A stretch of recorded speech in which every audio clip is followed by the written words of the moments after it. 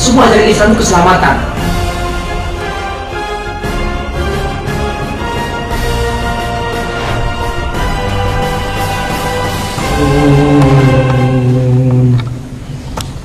wal qalami wa ma yasturun ma anta bi ni'mati rabbika bimajnun wa inna laka la ajran ghayra mamnun wa innaka la'ala khuluqin 'azim fasatubsiru wa yubsirun bi'ayyikumul maftun inna rabbaka huwa a'lamu biman dhalla 'an sabilihi wa huwa a'lamu bil muhtadin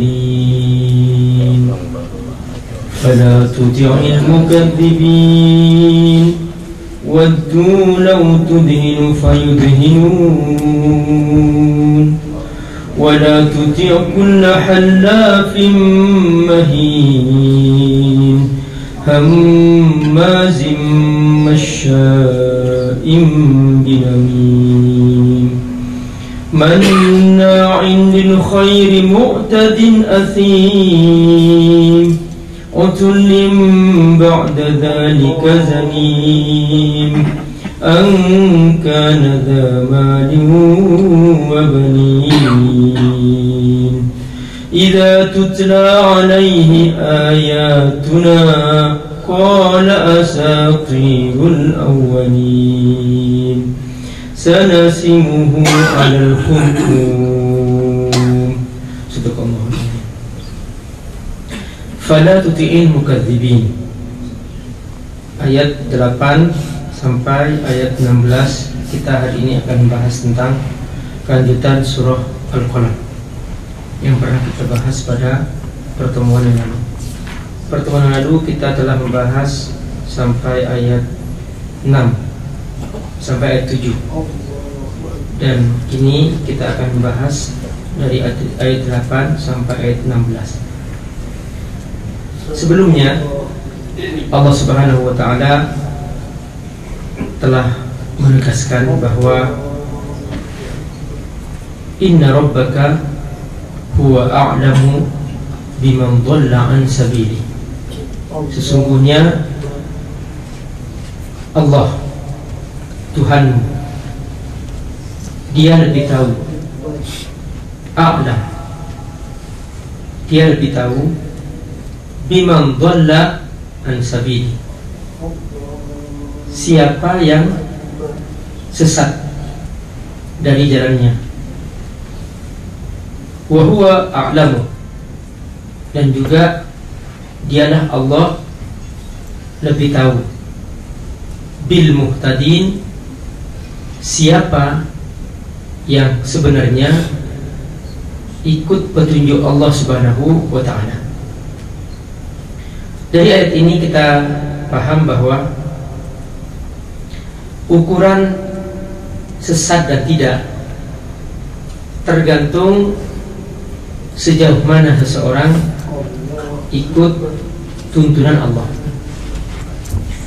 Ketika seseorang tidak ikut Allah, tidak mencontoh Rasulullah SAW, maka dia dianggap sesat. Bahasa Arabnya sesat, dolla. Kalau dia mengajak orang lain menuju kesesatan, dianggap menyesatkan. Bahasa Arabnya mudhillun. Jadi dolun mudhillun. Dia sendiri sesat, juga dia mengajak orang lain untuk sesat. Sebaliknya, orang yang ikut Allah Subhanahu wa ta'ala dan mencontoh Rasulullah sallallahu alaihi wasallam, dia dianggap muhtadin. Dia telah mendapatkan petunjuk dan dia telah memilih jalan yang terbaik untuk dirinya. Kenapa? karena dia telah ikut Allah Subhanahu wa ta'ala. Inilah sebenarnya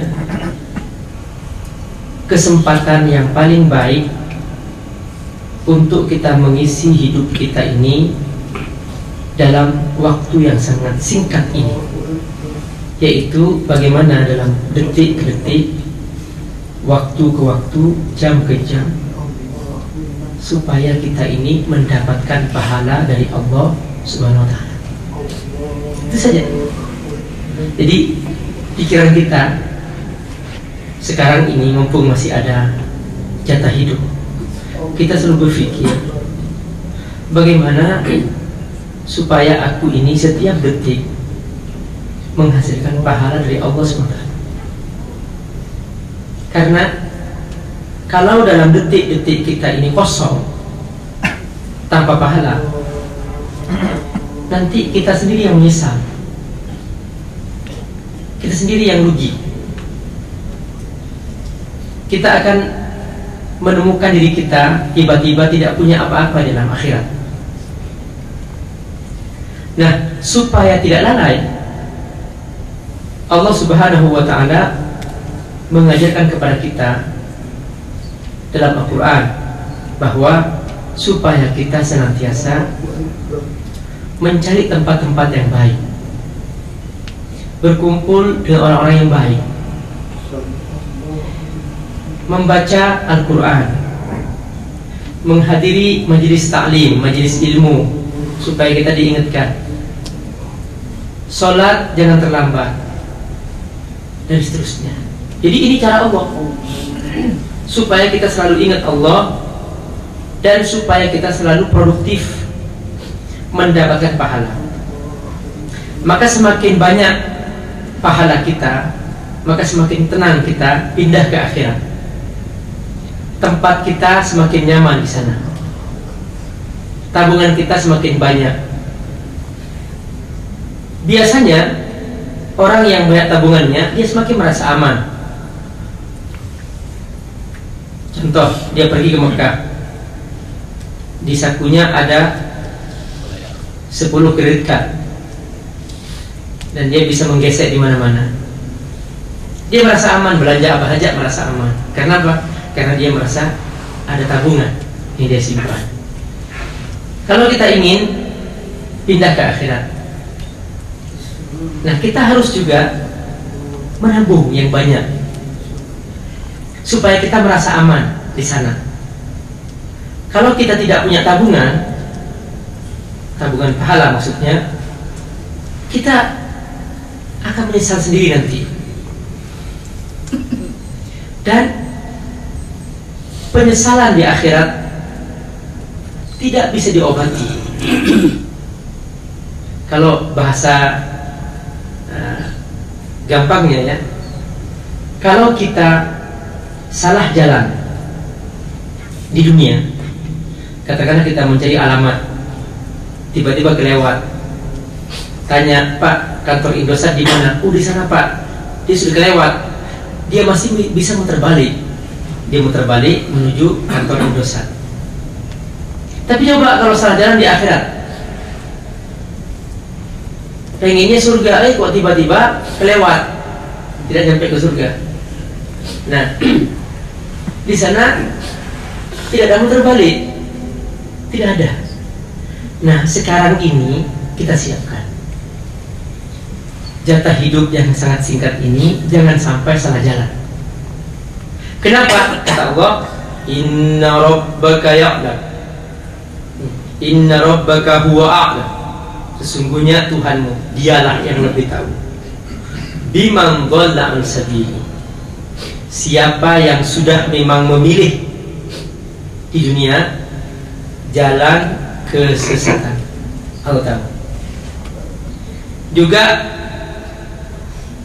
wa huwa a'lam, Allah juga sudah tahu siapa yang memang dia sudah memilih jalan ke surga.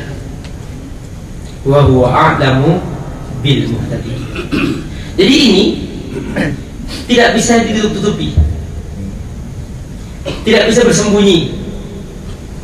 ketika suatu hari ada salah seorang bertanya kepada Imam Ali bin Abi Thalib radhiyallahu anhu, "Ya Imam, wahai Imam, idzan li an artakibal ma'asi." Izinkan aku berbuat maksiat. Kata Imam Ali, "Silahkan, fadhol." Orang ini gembira. Kenapa? Karena sudah dapat rekomendasi dari Imam Ali untuk berbuat maksiat. Lalu dia bertanya, "Ya Imam, al-fishad, ada syaratnya enggak?" Ya, syaratnya satu aja. Apa itu? Idza aradta an tartakibal ma'asi. Kalau kau ingin berbuat maksiat, ibhath an makanin la ya'rifullah. Cari tempat Allah tidak tahu. Jadi bersembunyi di mana Allah tidak tahu. Dia berkata, "Kaif? Mana mungkin? Allah pasti tahu." Ya sudah. Kalau Allah masih tahu, ya sudah, jangan berbuat maksiat. Akhirnya orang itu sadar dan dia sejak itu meninggalkan dosa. Jadi bagi Allah tidak ada yang tersembunyi. Allah sudah tahu siapa kita. Kalau bahasanya Allah sudah tahu kartu kita. Jadi kita nggak bisa berpura-pura, nggak bisa berbahasa basi, nggak bisa, semuanya ketahuan. Ini si Allah SWT. Makanya mengapa dalam Islam kita selalu diajarkan ikhlas. Jadi supaya kita ini menjadi orang yang benar-benar jujur mentaati Allah. Ada orang taat, tidak ada orang taat, sama. Di tempat ramai taat juga, ya. Di tempat tersembunyi sama, ketaatannya sama, tidak ada bedanya. Kenapa? Karena dia bekerja karena Allah Subhanahu wa taala. Dia jujur kepada Allah. Itulah ikhlas namanya. Jadi ikhlas itu pengertiannya adalah bukan semata perbuatan sebentar. Makanya para ulama ketika menjelaskan apa ciri-ciri ikhlas, mereka mengatakan bahwa pertama, sihatul amal, sihatul niyah, niatnya benar. Jadi niat yang dia miliki benar karena Allah Subhanahu wa taala, tidak mengharapkan karena tujuan-tujuan duniawi atau maksud-maksud lain ingin dipuji orang atau sebagainya. Yang kedua, sihatul amal, amalnya benar karena Allah Subhanahu wa taala. Dia amalnya benar karena Allah, sesuai dengan tuntunan Allah, tidak menyimpang. Makanya maksiat tidak bisa dianggap ikhlas. Tidak bisa seseorang mengatakan aku ikhlas kok berzina, nggak bisa begitu. Aku ikhlas kok mencuri, tidak bisa, karena itu perbuatan maksiat. Nah, yang ketiga, al-istimrar, terus menerus. Di mana saja dia sama. Di Mekah rajin ke masjid, di sini juga sama ke masjid. Di Mekah rajin sholat, di sini juga sama rajin sholat. Di Mekah rajin baca Quran, sama di sini juga rajin baca Quran. Itu ikhlas namanya. Jadi bukan dibeda-bedakan. Kalau di Mekah rajin, di sini tidak rajin. Nah, ini ciri-ciri tidak ikhlas. Kenapa? Karena tidak terus menerus. Kenapa? Karena Allah sama. Di Ramadan rajin baca Quran, di luar Ramadan juga sama. Kenapa? Karena ikhlas karena Allah. Allah bukan hanya untuk Ramadan, tapi Allah juga di mana saja sama. Kita sembah, kita ikuti, kita patuhi. Nah, itu namanya ikhlas. Nah, inilah kesadaran yang harus dimiliki sehingga kita benar-benar merasa bersama Allah Subhanahu wa taala. Ini makna ma'iyatullah atau muraqabatullah, merasa bersama Allah, merasa dikontrol oleh Allah. Nah, dari mana berangkatnya? Dari ayat ini. Inna rabbaka huwa a'lam. Sesungguhnya Tuhanmu Muhammad, dia lebih tahu. Biman dhalla an sabili, siapa yang sesat dari jalannya.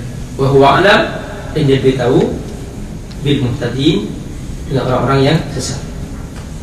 Setelah itu Allah Subhanahu wa taala pada ayat 7, pada ayat ke-8 Allah menyebutkan sikap yang tegas dengan orang-orang yang tidak beriman. Kata Allah, fala tuti'il mukadzibin. Tegas, bukan keras. Bedakan antara tegas dan keras. Ada seseorang tegas tapi bukan keras. Jadi banyak orang salah paham. Seorang suami pengen berwibawa di depan istrinya, dia keras, sedikit-sedikit dibentak istrinya, sedikit-sedikit dipukul. Nah, itu bukan tegas, itu keras namanya. Islam tidak mengajarkan kekerasan. Islam mengajarkan kelembutan. Tapi Islam mengajarkan ketegasan.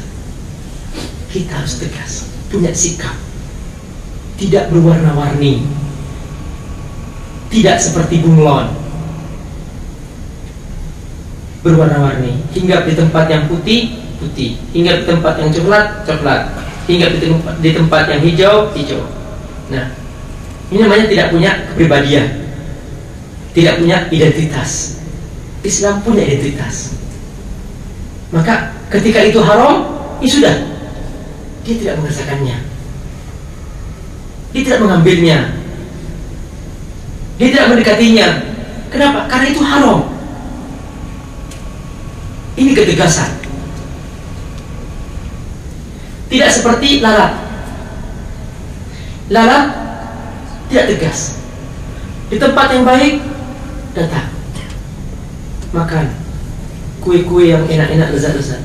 Di tempat yang kotor pun datang dia, berkerumun. Tempat yang kotor. Nah, makanya semua sepakat bahwa lalat membawa penyakit. Kenapa? Tidak tegas, tidak punya kepribadian, tidak punya identitas. Tidak mungkin bahagia sebuah rumah tangga yang dipimpin oleh suami yang tidak tegas. Ya, dia sudah punya istri, tapi semua wanita ditemani, artinya naudzubillah min dzalik, digauli. Naudzubillah min dzalik.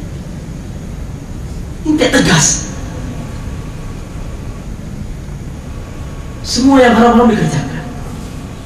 Disuruh punya pekerjaan yang halal, malah ngambil yang haram-haram. Maka tidak akan pernah mendapatkan kebahagiaan manusia seperti ini. Kata Allah apa? Fala tuti'il mukadzibin. Jangan sekali-kali kamu mentaati orang-orang yang mendustakan ajaran Allah Subhanahu wa taala. Jangan kamu mencontoh akhlak mereka. Tuti', fala tuti'. Jangan kamu mencontoh akhlak mereka, maksudnya keburukan-keburukan yang mereka perbuat. Kalau mereka punya kebiasaan berbuat maksiat, kamu tidak demikian. Kalau mereka terbiasa berzina, memang mereka tidak punya iman. Kamu punya iman, jangan berbuat seperti mereka. Kalau mereka biasa makan harta haram, kamu tidak demikian. Kamu punya iman. Kalau mereka biasa makan makanan yang haram seperti babi, ya, dan lain sebagainya, kamu tidak demikian. Kamu punya iman, kamu punya tuntunan, kamu tahu mana yang halal, mana yang haram. Kalau mereka biasa makan riba, kamu tidak demikian. Fala tuti'il mukadzibin. Kamu berbeda, tidak sama. Kalau mereka membuka aurat, memang mereka tidak punya iman. Tapi kamu punya iman, kamu punya tuntunan. Mereka menampak-nampakkan auratnya, itu perbuatan mereka. Mereka tidak punya tuntunan. Kamu punya tuntunan, kamu tahu mana yang baik, mana yang buruk. Fala tuti'il mukadzibin. Jangan sekali-kali kamu ikut seperti mereka. Makanya Rasulullah bersabda dalam sebuah hadis, man tashabbaha biqaumin fahuwa minhum. Orang yang menyerupai mereka, menyerupai perbuatan mereka, menyerupai perbuatan orang tidak beriman, menyerupai akhlak orang tidak beriman, fahuwa minhum, maka dia termasuk golongan mereka.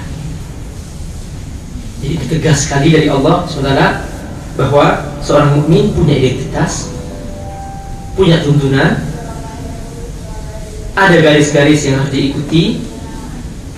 Dan jangan meniru-niru orang yang tidak beriman, orang yang tidak tahu. Memang mereka tidak pernah ngaji, mereka memang tidak pernah tahu tuntunan Al-Quran. Maka mereka tidak bisa berbuat seperti kamu. Kamu sudah tahu, kamu tahu hal haram. Fala tuti'il mukadzibin. Lalu Allah menegaskan waddu law tudhinu fayudhinu. Waddu artinya mereka menginginkan. Orang-orang yang tidak beriman itu menginginkan lau tudhinu, kalau kamu tidak punya sikap, kalau kamu tidak punya prinsip, tudhin, kamu lemah di depan mereka, kamu ikut-ikutan seperti mereka, fayudhinun, dia nanti akan juga menekan kamu, mempersulit kamu, memaksa kamu untuk berbuat seperti mereka, dan kamu tidak bisa mengelak. Kamu harus tegaskan, aku punya tuntunan. This is my religion. Ini agamaku. Maka mereka tidak akan main-main. Saya kasih contoh. Di beberapa kota di Amerika yang pernah saya kunjungi, di North Carolina dan kemudian di Seattle, saya ketemu dengan beberapa mahasiswi, ya, mahasiswi yang memakai jilbab. Terus kemudian dia cerita, yang satu cerita bahwa suatu hari kawan-kawannya di kampus itu bertanya, "Can I see your hair?" Bisa nggak saya melihat rambut kamu? No, kata dia. This is my privacy. Ini hakku, ini milikku, nggak boleh kamu melihat. Terus dia bertanya lagi, ya, siapa yang bisa melihat rambutmu? Just only me. Ya, aku saja yang bisa melihat. My husband, suamiku, yang bisa melihat. Can I touch your skin? Bisa aku menyentuh kulitmu? No. Only my husband can touch me. Hanya suamiku yang bisa menyentuhku. Dia tegaskan. Terus dia tanya, who teach you? Who guide you? Siapa mengajarkan kamu ini? Dijawab, this is my religion. Ini agamaku. Oh, very good religion. Ini agama yang bagus. Jadi kamu itu mahal hargamu. Ya, jadi saya tidak bisa melihat betis kamu, nggak bisa lihat paha kamu, saya nggak bisa melihat. Wah, ini menghargai manusia. Akhirnya kawannya itu dia tertarik ingin belajar Islam, akhirnya masuk Islam. Begitu. Jadi sebetulnya mereka itu belum tahu. Jadi ajari mereka yang tegas, bukan ajari mereka sesuatu yang salah. Mereka menunggu contoh-contoh yang baik dari kita. Semua ajaran Islam itu baik. Tidak ada ajaran Islam yang mengancam. Tidak ada. Kalau ada orang mengatakan Islam mengancam, itu salah paham. Semua ajaran Islam itu kedamaian. Semua ajaran Islam itu keselamatan, menyelamatkan jiwa, menyelamatkan akal. Makanya setiap yang merusak diharapkan oleh Islam. Contohnya, ketika khamr merusak akal, narkoba merusak akal, Allah haramkan dalam Al-Quran. Ketika perzinaan merusak nasab, sehingga membuat anak yang lahir itu tidak jelas nasabnya kepada siapa, Islam mengharamkan perzinaan. Ketika riba merusak sistem ekonomi, sehingga membuat orang-orang yang lemah semakin tercekik, yang menang hanya kaum kapitalis, yang mereka yang berkuasa, maka Islam mengharamkan riba. Jadi setiap yang merusak dalam Islam diharamkan. Tidak ada Islam melarang sesuatu yang baik, tidak ada. Pasti yang dilarang pasti yang buruk-buruk.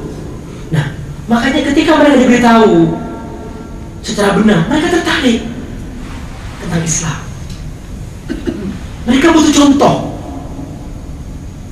Tapi karena banyak orang Islam tidak mau mengamalkannya, akhirnya mereka bingung. Loh, kok hanya kamu yang pakai menutup aurat? Yang itu Muslim juga kan? Kok nggak menutup aurat? Loh, itu Muslim yang mana? Mereka bingung. Padahal tidak ada ajaran dalam Islam bahwa seseorang itu membuka aurat. Tidak ada ajaran seperti itu. Makanya bahkan diancam oleh Allah dan Rasulnya bahwa la yashummu raihatal jannah, tidak akan pernah mencium harumnya surga, apalagi masuk, tidak akan pernah mencium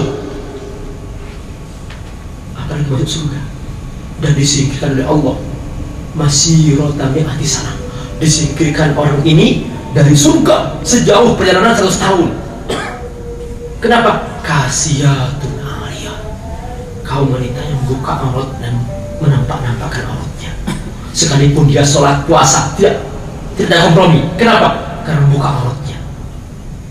Nah, di sini masalah tegas dalam Islam bahwa kita punya identitas, kita punya tuntunan.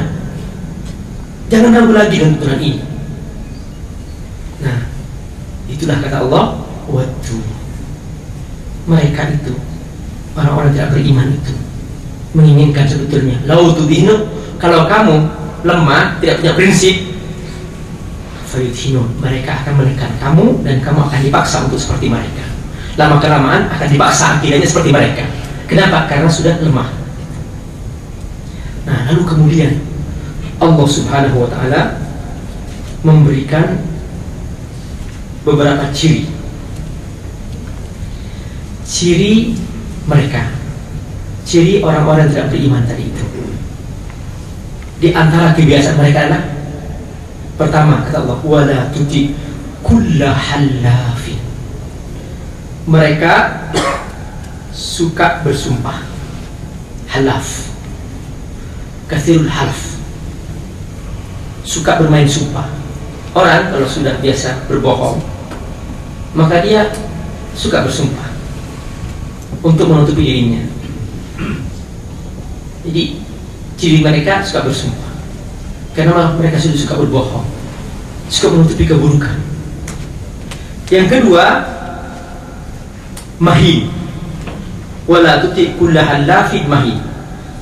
Ciri yang kedua mereka mahin, diambil kata ahana yuhinu, artinya al-haqir ar-ra'i wa tamyiz wa tafkir.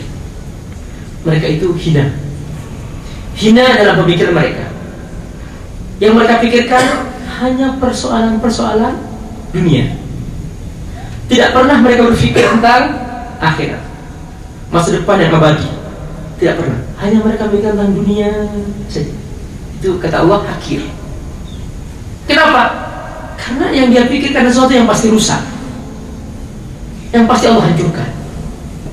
Seorang mukmin cara berpikirnya ke depan, tentang akhirat, tentang surga, ini dipikirkan. Bapak Ibu Allah, kita kalau selalu berpikir tentang akhirat, lama kelamaan dunia ini akan semakin kecil dan tidak ada harganya. Contoh, kalau kita berpikir uang 1 miliar, maka harga uang 1 juta menjadi kecil, tidak harganya.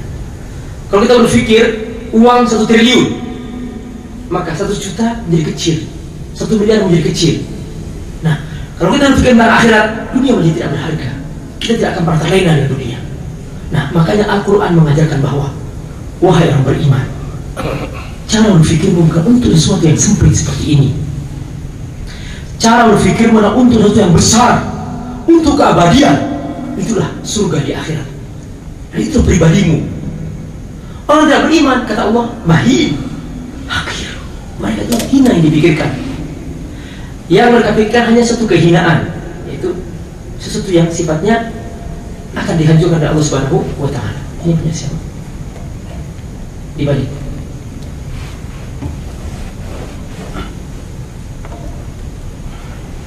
Kemudian juga kata Allah, mahin ini diantara artinya adalah mahin at-tamyiz. Mereka itu hina, tidak bisa membedakan mana yang baik, mana yang buruk. Contoh, dalam masalah makanan, mereka tidak bisa membedakan mana yang halal, mana yang haram. Semua dimakan. Sampai ada restoran, ya, restoran babi, restoran kecoa, restoran otak, makan otak kera hidup-hidup. Otak kera hidup-hidup. Jadi dikisahkan dalam sebuah berita bahwa ada restoran kera masih hidup, dijepit kepalanya, terus dikupas, terus masih bergerak, kemudian disendok. Sebegitu. Jadi mereka tidak bisa membedakan mana yang baik, mana yang buruk. Tidak bisa membedakan mana yang halal sebagai istri, mana yang bukan. Semua dikerjakan. Semua wanita dianggap halal. Nah, perhatikan.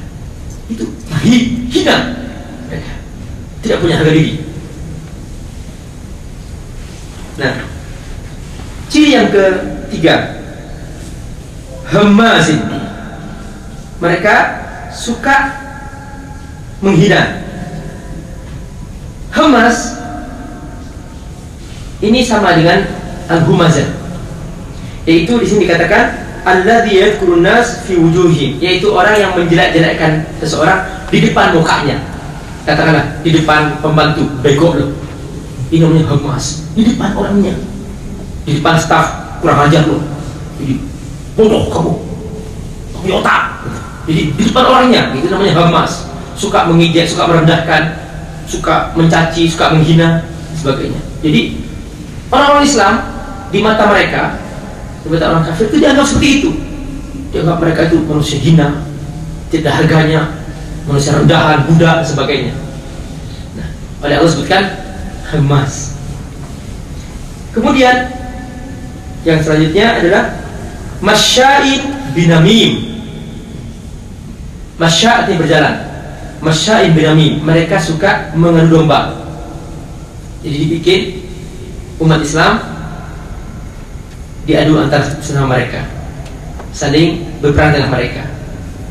Nah, kita menyaksikan bahwa ternyata banyak orang Islam mudah diprovokasi, mudah dipanas-panasin supaya saling membunuh di tengah mereka.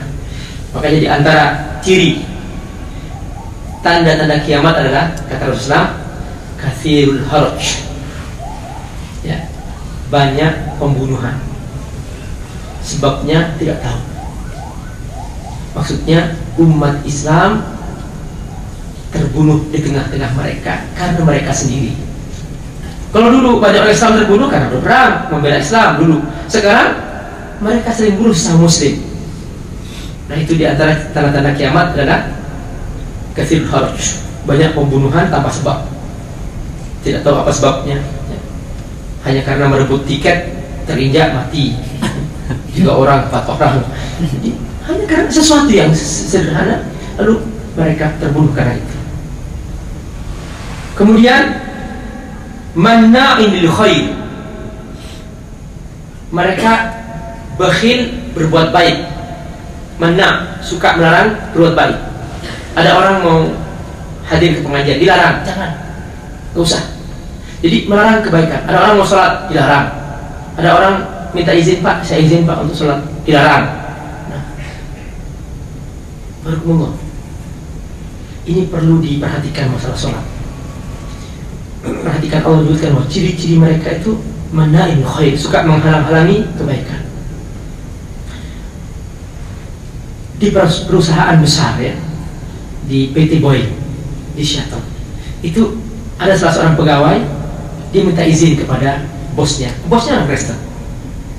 Dia sholat di kantornya. Tadinya sholat di kantornya, pas dia pas sholat, bosnya masuk. Bosnya kaget, kenapa kamu sholat di sini?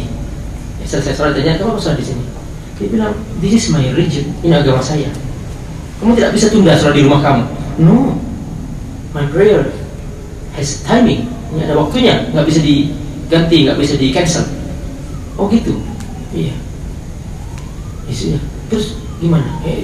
Saya harus bekerja, tapi saya harus sholat. Gitu. Bosnya berpikir, bisa nggak kamu meninggalkan sholat? Ya, nggak bisa. Kalau kamu melarang saya harus keluar dari pekerjaan ini. Jadi kamu mau meninggalkan pekerjaan? Ya, saya siap. Kalau memang kamu melarang saya sholat. Bosnya berpikir lagi. Keesokan harinya bosnya apa? Dia kasih kunci. This key for special room for your prayer. Ini kunci khusus untuk tempat kamu sholat. Di sana sudah ada ruangan khusus. Dikasih. Jadi karena ketegasan, karena kesungguhan. Jadi banyak justru orang Islam melarang kawannya untuk sholat. Nah, ini perhatikan, mana ini khair? Masa hanya untuk sholat gak izinin? Ada Muslim juga. Apa alasannya? Ini perintah Allah, ini yang punya alam, yang punya langit, Allah merintahkan sholat. Ya sudah, sholat izin. Mengapa kok dilarang? Sebagai contoh, kalau dalam perusahaan ketentuan bos itu paling tinggi, tapi kan kita di alam ini, hidup di alam ini, ketentuan Allah paling tinggi. Maka jangan sampai program kita ini mengalahkan program Allah, misalnya gitu. Jangan sampai timing yang kita bikin itu mengalahkan timing Allah. Tidak bisa begitu. Sudah, kalau sudah Allah menentukan, kita jangan menggeser yang ketentuan Allah. Kita yang menyesuaikan diri dengan ketentuan Allah SWT. Allah sudah punya program sejak menciptakan langit dan bumi, sudah program. Waktu sholat duhur, waktu sholat asar sudah tentukan semuanya itu. Tidak bisa digeser-geser. Nah makanya di sini kalau ada orang melarang, kata Allah, mana'il khair, termasuk orang yang buruk dia. Dia telah melarang, mencegah orang berbuat baik. Dia seperti orang-orang yang tidak beriman. Ciri-cirinya. Kemudian juga ciri mereka mu'tadil. Ya, mu'tadil artinya suka melampaui batas. Dalam bahasa Arabnya di sini zalim. Coba zalim, al-mutajawizil hads, swadibul batil. Ya, dia suka melanggar, suka makan yang haram, suka mengambil yang haram, suka bermaksiat dan sebagainya. Itu namanya mu'tadil. Kemudian athim, suka berdosa. Jadi kalau berbuat dosa senang, kalau berbuat baik malas. Diajak berbuat baik, malasnya setengah mati. Kalau diajak berbuat dosa, wah senang, gembira. Ke tempat maksiat senang, ke tempat yang baik, ke masjid, majlis taklim berat, menghindar, berusaha menghindar. Tapi kalau ada perbuatan dosa, senang dia datang. Dan ini juga ciri-ciri orang-orang yang meniru orang tidak beriman. Selanjutnya ciri mereka utulin. Utul dikatakan di sini, utul adalah ghalidh, pemarah, syadid, kejam, suka menyakiti orang lain, suka mengambil hak orang lain, dan suka merendahkan orang lain dan berkata kasar. Itu namanya utul. Ba'da dzalika zanim. Lebih dari itu kata Allah, zanim. Apa? Terkenal sebagai orang buruk. Jadi zanim artinya dia terkenal hampir segala keburukan dia kerjakan. Jadi kalau ada orang mengatakan, Pak, orang yang zalim bukan, oh itu dia. Jadi orang sudah kenal bahwa dia itu orang yang buruk. Itu namanya zanim. Sehingga setiap ada orang yang ingin keburukan, mengontak dia. Jadi seorang mukmin tidak demikian. Seorang mukmin terkenal dengan kebaikannya. Setiap ada kebaikan, dia diajak berbuat baik. Seorang mukmin telah men-setting dirinya berbuat baik, maka dia selalu baik, tidak zanim. Lalu Allah menyebutkan apa sebab mereka demikian. Kata Allah, angkana damani wabani. Rata-rata penyebabnya adalah angkana damani, karena punya harta, punya fasilitas, punya uang, punya kemudahan-kemudahan. Inilah penyebabnya. Banyak orang tidak berbuat maksiat. Kenapa? Karena belum punya kesempatan dan tidak punya biaya. Tapi banyak orang ketika dia sudah punya segalanya, dia seperti kuda sumba lepas dari ikatannya dan dia berbuat maksiat untuk itu. Kata Allah, angka nadamani, rata-rata karena punya harta. Yang kedua, wabani, karena punya banyak keturunan atau pasukan, punya banyak kawan. Nah, bani di sini artinya adalah anak. Dia bangga dengan anak-anaknya, bangga dengan pengikut-pengikutnya, bangga dengan pendukung-pendukungnya. Itu diantaranya. Yang ketiga, idza tutla alaihi ayatuna qala asatirul awwalin. Ketika dibacakan kepadanya Al-Quran, qala asatirul awwalin. Ini hanya dongeng-dongeng belaka. Al-Quran dianggap cerita-cerita bohongan, dianggap mitos, dianggap sesuatu yang nggak ada harganya. Kalau baca Al-Quran nggak penting. Al-Quran ini hanya sesuatu yang nggak penting, ya, sesuatu yang biasa. Padahal ini adalah firman Allah Subhanahu wa Ta'ala. Lalu Allah mengancam, apa kata Allah? Sanasimuhu alal khutum. Nanti mereka di hari kiamat akan aku beri tanda. Asimah kasih tanda, akan aku beri tanda. Di mana? Khurtum, di hidung mereka. Apa? Tanda hitam. Nah, kalau di hidung diberi tanda, nggak bisa ditutupi karena ini di muka kita. Nah, nanti di hari kiamat akan tampak itu tandanya. Oh, bila menarik, kata Allah, sanasimuhu khurtum. Khurtum sebetulnya itu untuk gajah. Belalai yang panjang itu hidungnya gajah. Dalam bahasa Arab khurtum. Lalu mengapa kok oleh Allah disebut khurtum, penghinaan? Allah menghina manusia seperti ini, dia telah merendahkan dirinya, tidak mau ikut Allah, maka Allah anggap itu hidungnya itu adalah seperti hidung gajah. Lalu Allah kasih tanda hitam di hidungnya itu. Nah, makanya nanti dari kiamat berbeda, orang yang patuh, yang beriman, mereka wajahnya berbeda. Mudah-mudahan kita semua oleh Allah diberi tanda-tanda yang bersih, yang bercahaya. Amin ya rabbal alamin. Itulah mungkin Bapak pelajaran kita hari ini sampai ayat 16 dari surah Al-Qalam. Semoga kita semua diberi kemudahan, dan mohon nanti diulang lagi di rumah, lihat tanda-tanda ini, jangan sampai kita mengikuti akhlak mereka. Mereka berbeda dengan kita punya identitas dan kita punya kepribadian. Subhanakallahumma bihamdik, asyhadu an la ilaha illa anta, astaghfiruka wa atubu ilaik. Wassalamualaikum warahmatullahi wabarakatuh. Waalaikumsalam.